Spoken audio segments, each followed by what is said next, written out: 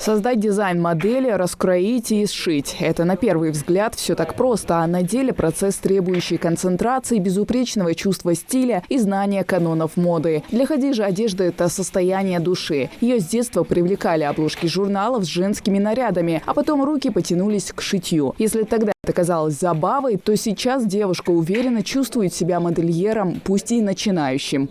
Я делаю упор на четкость в выполнении лекал и также четкость при шитье изделия.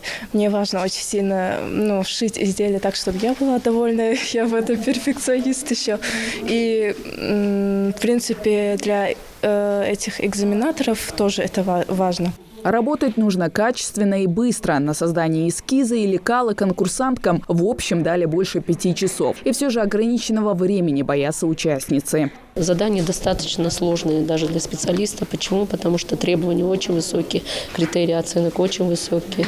Для того, чтобы они достойно выступили, на базе колледжа сервиса и быта создана тренировочная команда, в которую входят мастера производственного обучения, преподаватели. Создана база очень хорошая, которая соответствует инфраструктурному листу и требованиям Союза WorldSkills. WorldSkills Russia в республике проходит по 20 компетенциям на базе 6 площадок. В колледже сервиса и быта представлено 4 направления: турагентская деятельность, туризм, технология моды, медицинский и социальный уход. Коронавирус больной вертикач уже чувахта в выписке повторно заразиться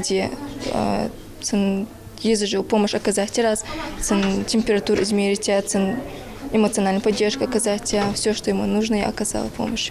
На этой площадке они ухаживают и помогают с реабилитацией как самим пациентам, так и их близким. В роли актеров студенты колледжа. Больной жалуется на плохое самочувствие, верится ему с трудом, но все же, как и положено, пострадавшему оказывают квалифицированную помощь. Медицинская сестра проводит так называемый патронаж больного, переболевшего коронавирусной инфекцией, соответственно, и показывает в дальнейшем, какую гимнастику, какую необходимую такую реабилитацию в домашних условиях, как вообще пользоваться, допустим, тем же ингалятором и так далее.